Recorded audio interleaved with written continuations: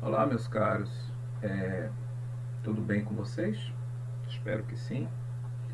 Enquanto o tempo presencial não retorna, vamos aqui fazendo algumas aulas, né, dos tópicos que certamente retomaremos todos juntos quando estivermos seguros. Eu vou destacar aqui hoje as características dos estados nacionais, retomando a transição do feudalismo para o capitalismo.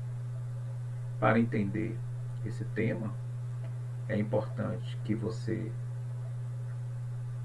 recorde a estrutura do feudalismo e como ela estava organizada a partir de uma descentralização política.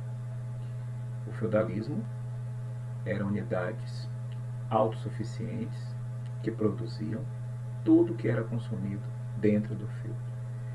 Mas vocês perceberam que com o passar do tempo, na Baixa Idade Média mais precisamente, mudanças ocorreram e aos poucos surge a figura desse senhor aqui ao lado, que é o rei. Poderíamos perguntar: existia rei na Idade Média? Sem dúvida, existia rei na Idade Média.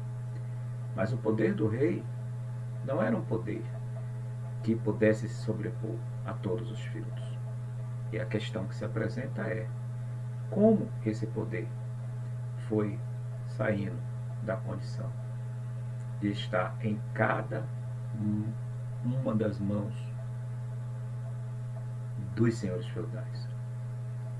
Eu digo uma das mãos, porque os senhores feudais tinham um apoio que era dividido com outros nobres através de uma rede de proteção que se chamava relações de suzerania e vassalagem. Mas é possível que um desses nobres, por qualquer razão, tenha se destacado, sobretudo no campo de batalha, que é uma das possibilidades de ser reconhecido por todos como um bravo defensor do território. Esse território ele vai se constituir agora como uma referência, não mais os feudos naquelas unidades independentes, distantes, mas uma condição nova, onde o conjunto de feudos vai formar agora um Estado nacional. Uma outra hipótese para que esse nobre tenha se destacado a ponto de se legitimar como um rei é a sua condição de descendência. Ou seja, ele pode ter sido um daqueles representantes que chegaram primeiro no espaço territorial e, por um direito de consanguinidade e hereditariedade, ele foi se firmando sobre aquelas comunas. Estas duas hipóteses, elas muitas vezes podem ter se conjugado, elas podem ter se complementado, mas o fato é que agora este rei tem em suas mãos condição de se impor pela força, reunindo aquilo que na Idade Moderna foi uma das grandes características: as batalhas, as guerras entre estados. Esse exército nacional, já agora constituído a partir de uma estrutura militar, ele poderá garantir para uma nova classe que surge. Qual classe? Vocês sabem, a burguesia mercantil, aquela que, com as mudanças impostas pelas condições das cruzadas, chegou a produzir uma mudança completa nas relações de comércio. E lembrem que esses burgueses, eles pagavam impostos em cada um dos lugares que eles passavam. Era o pedágio.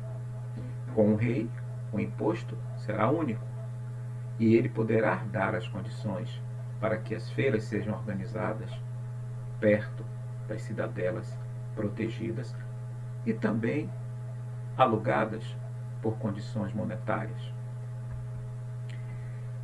Esta última questão que se apresenta, possivelmente, era uma demanda da cultura, da necessidade de unir, através da língua, povos de diferentes lugares da Europa.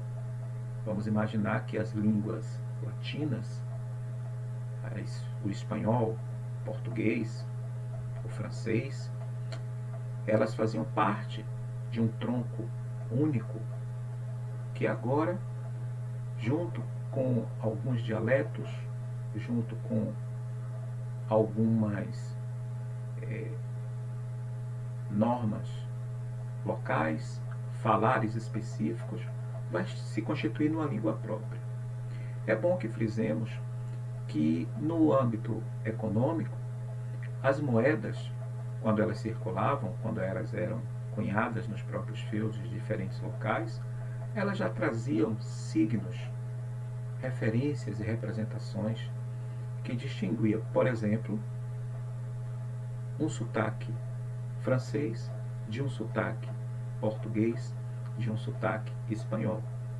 E as diversas influências que foram sendo dominadas hegemonicamente por outras mais fortes, vai constituir as chamadas línguas nacionais.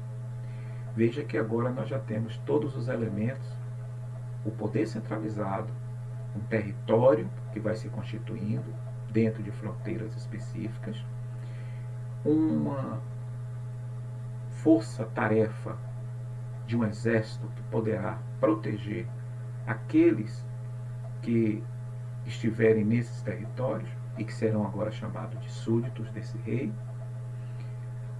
Os impostos que deixam de ser diversos, pagos em locais diferentes, que de alguma forma reduziam o lucro da burguesia emergente, agora será um imposto pago para esse rei. E a língua, que vai se constituindo como um elemento de identidade e pertencimento a esses territórios. A partir dessas 5 características, nós chegamos então à monarquia absolutista. No próximo encontro falaremos da natureza desse Estado absolutista e vamos caracterizá-lo como uma forma de governo específica da era moderna. Um abraço e até o próximo encontro.